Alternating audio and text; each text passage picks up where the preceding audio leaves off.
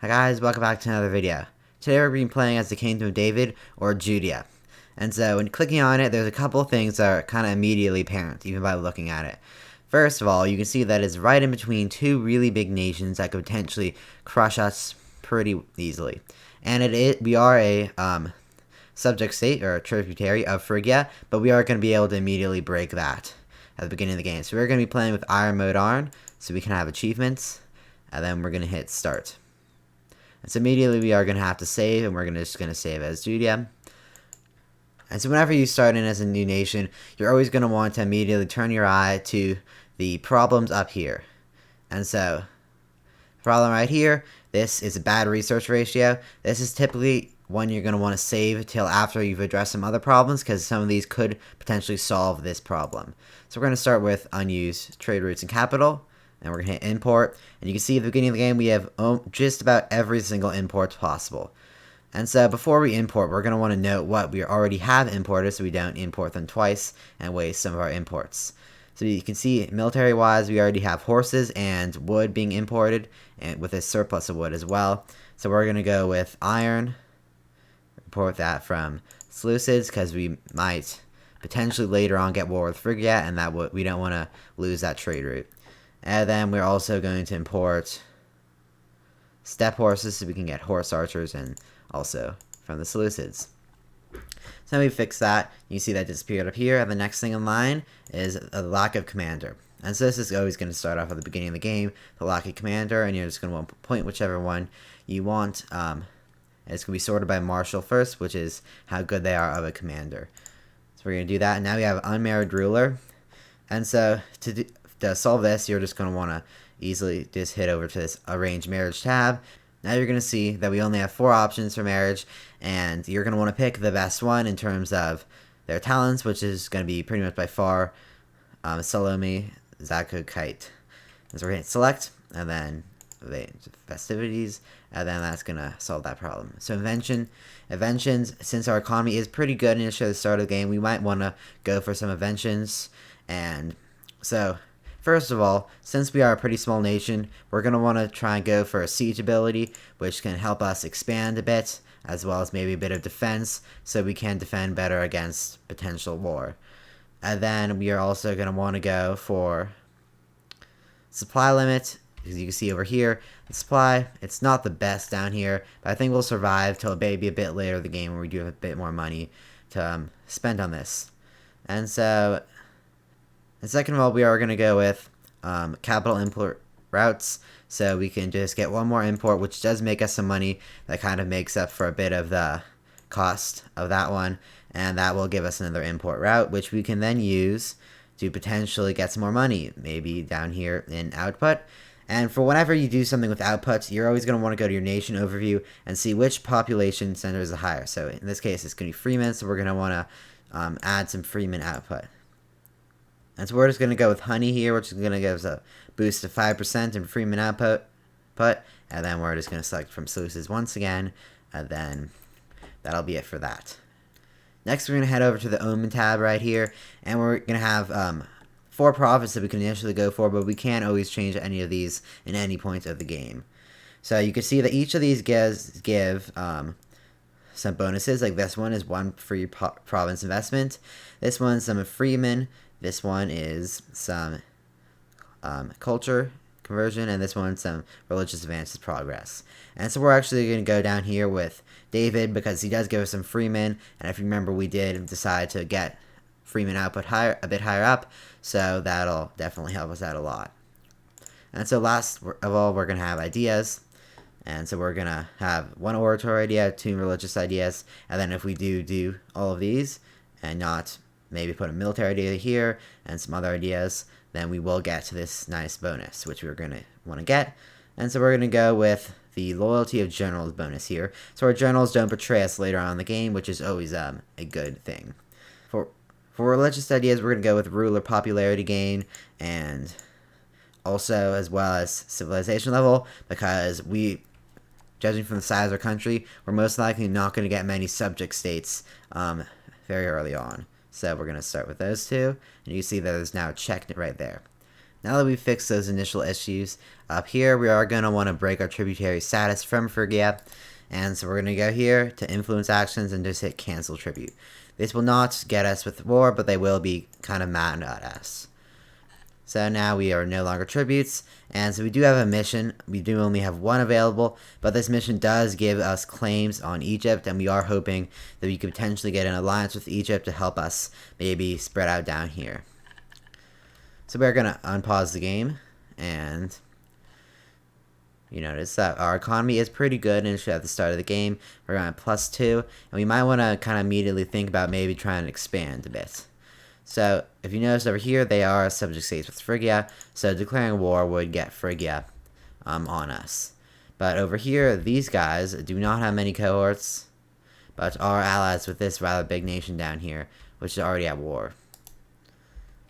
So, and here, just what we hope for, an alliance offer from Egypt.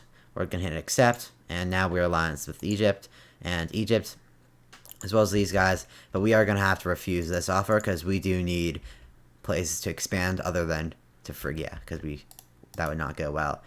So they do have a lot of cohorts, at least compared to us, and so we're going to try and maybe expand our army a bit so we can kind of think about declaring war. But we are going to want to Casus Belli, so convert, and then we're just going to hit fabricate claim, and that'll start fabricating a claim. And we're going to speed up time so that helps.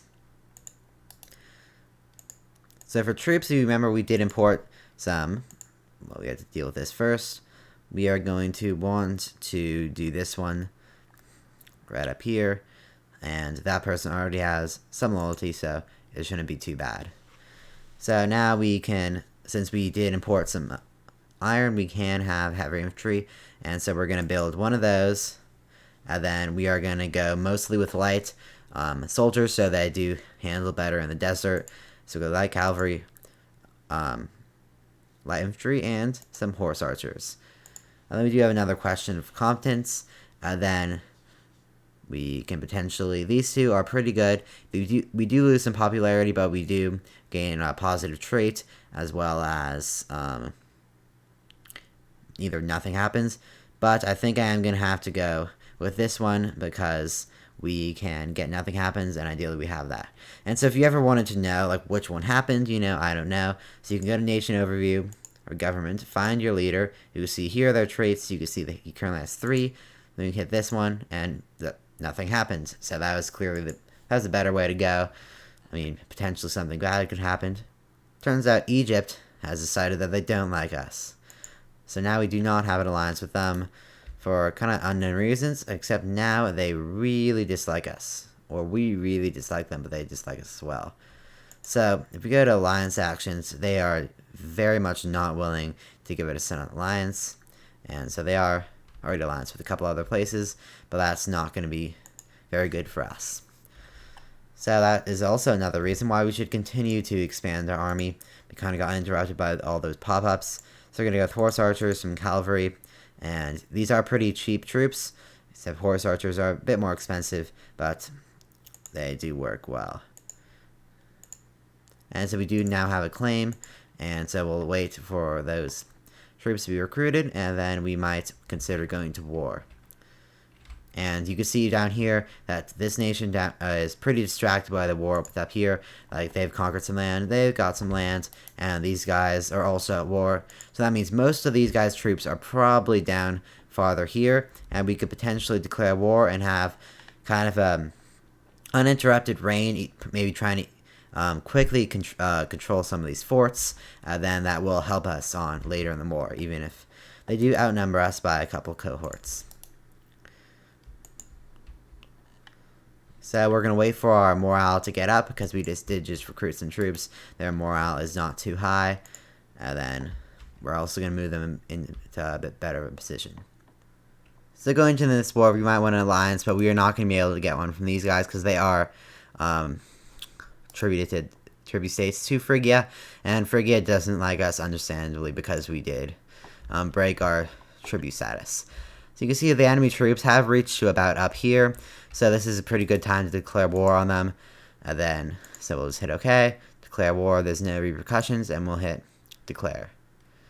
And so now we can send our troops to maybe try and capture this capital pretty early, and that will give us pretty big advantage in terms of war score as well as in terms of lay of the land, because they will have to come up and try and take this fort back, which we could always defend pretty easily.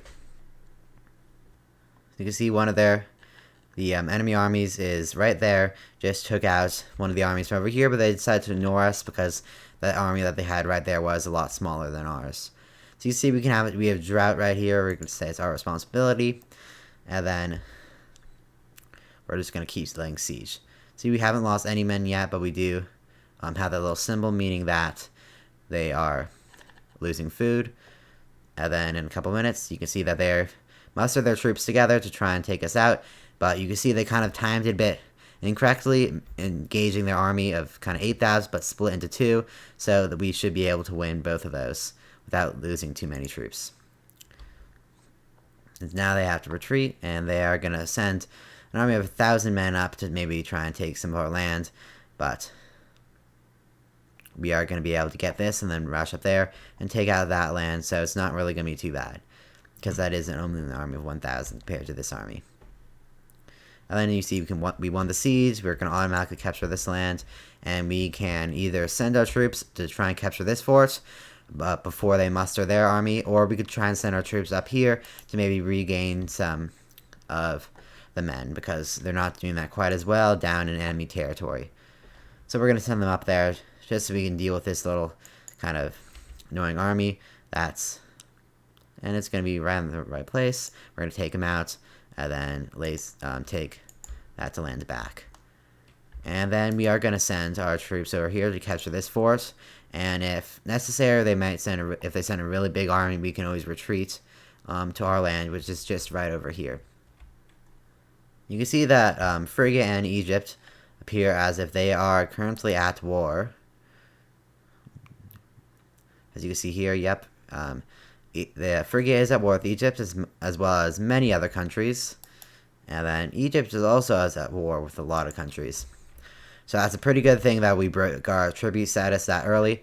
And Phrygia's kind of being pretty much destroyed by the Seleucids as well. They lost a lot of land up there. You see that this army, and we easily got that siege. And so now we have a pretty solid position with 2 forts, and really not that many troops lost. Our manpower is going up, and so we're gonna try and take out this army, which could be good for our war score, which is pretty low right now, even though we've only won battles. And so they're gonna try and run away, and then we're just gonna loop back and try and catch them. And then they're gonna try and juke us out, because the AI loves to do that in this game. We can see kind of new insight. They do have some ships right there, and then some troops heading up there, and then these troops are going down there. And so we're going to try and trace down these troops, because this army is going pretty deep into the land, some enemy land, and we don't want to follow them, potentially encounter a larger army. You see, we are going to be able to catch them, and they are initially low at morale, and so that's going to be a really easy battle for us to win, and we completely destroy them, and that's going to be good for war score. And so they've lost a lot more troops than us. It looks like we are barely outnumbered in terms of men, mostly because of some camel cavalry, and they do have some ships, but this is not really a naval war, considering that I definitely don't even have an opportunity to get ships with only this little lake right there.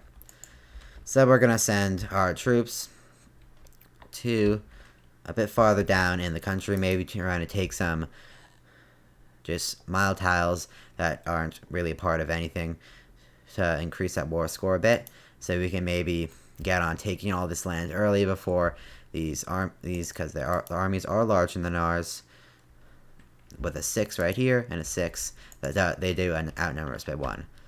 Though they are still, looks like they're pretty preoccupied down there by that war, which is great for us. So now we're winning, which is good, and so we're just going to keep going through. I know we didn't capture that land right there, which is important because it is a capital, and so we're going to put, you can see, right as we're going to send those troops down there, they decided that they wanted to send their troops to try and chase us. And so we're going to try and catch them. They did try and stop to maybe siege that, and they are going to be slowed down a lot by that. And so we're going to follow them, and we're going to get them. And so we are going to be able to win by quite a bit. And now their army is fleeing from ours. And we're just going to lay siege to this as well. Now then we're going to put them in independent operation. So maybe we can look at what's going on over here. But we're going to unpause. And so an independent operation is just going to let the AI take control unless there's a battle in which you're going to probably want to take control, unless they try and have essentially a Jew competition, just going this way and that. So yeah, we're doing really well in this war. We could potentially sue for peace here, but that will not get us too far because we have not. Well, we're going to accept that, and military access, we are going to accept that to maybe get a bit better relation with Phrygia so they don't declare war on us. And so you can see we have negative 34.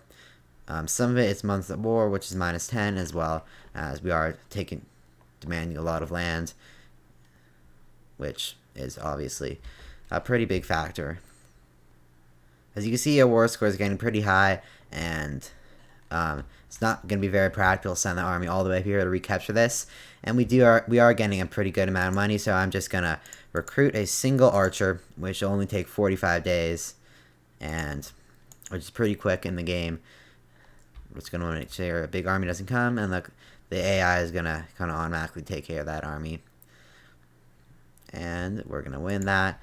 And then these archers ready, and they can lay siege to this. You only need 1,000 men to lay siege to something. Any less, yep, right there, we just lost the amount of men, so we're going to have to maybe wait a sec till it regenerates. And that's going to regenerate. We're just going to let it go up in morale, because this army is going to be able to just keep doing this for a while. And you can see that they're trying to send an army up there to stop us, and I'm going to send an army as well, because this army, this retreating army, I should say, is coming up here, and once it gets there, there's no real army to stop us. So we're going to try and send this army away. Because this army is going to have to stop there, because they do have to end up somewhere once they're retreating, and so we're just going to recall this army all the way back up here.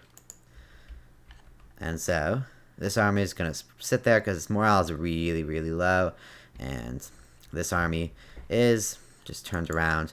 But we are going to try and deal with this army, and then once we dealt with this army, we can,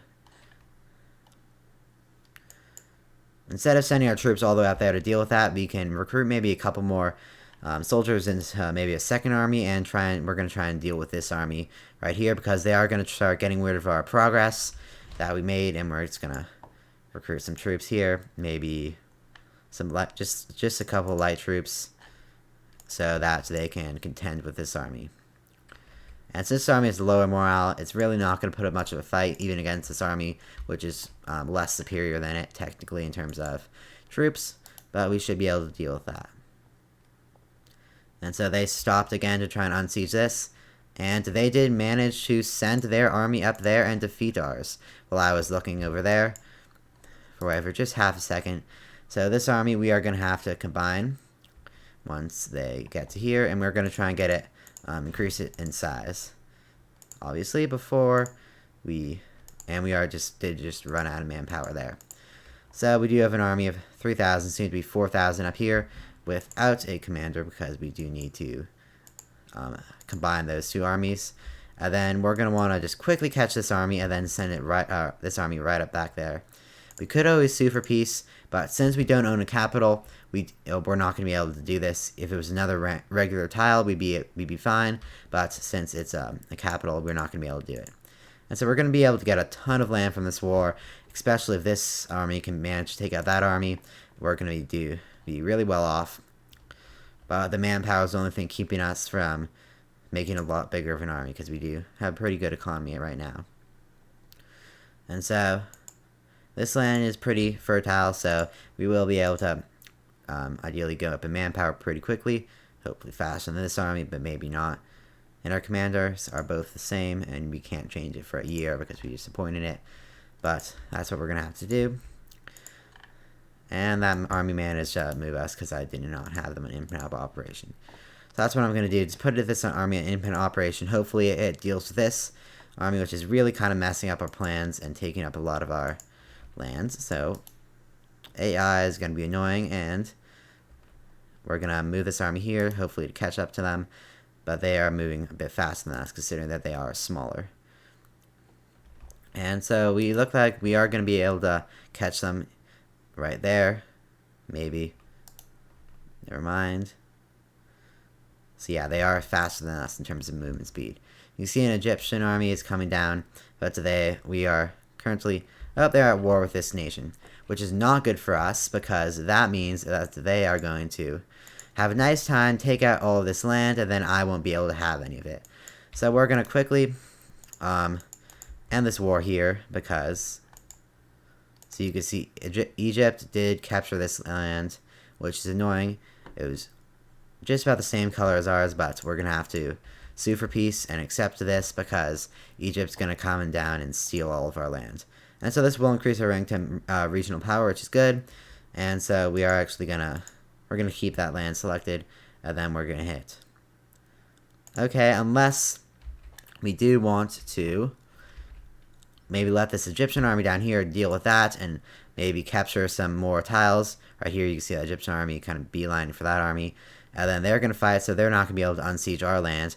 And we're going to potentially have an opportunity to take some of this land right here. And then maybe we can get a bit more than we would be able to have before. So we're going to be able to get that land. And then, so that's going to be about it. Probably what we're going to be able to get. And then we're going to have to select all this. And then we'll be able to get a lot of land. Pretty much the entire country, except for this two areas that Egypt occupies, or this is now a new country. And so that's going to be essentially the maximum we can get with our war score. We're going to be a region power, and then we'll hit OK, and now we're regional power. So that's great. This is going to be about it for this episode right here. We did just rank up to regional power, so that's going to be a good place to stop. And the next episode, we might try and expand a bit more and maybe fix some of the things that did pop up right here. So thanks for watching. I'll see you again next time.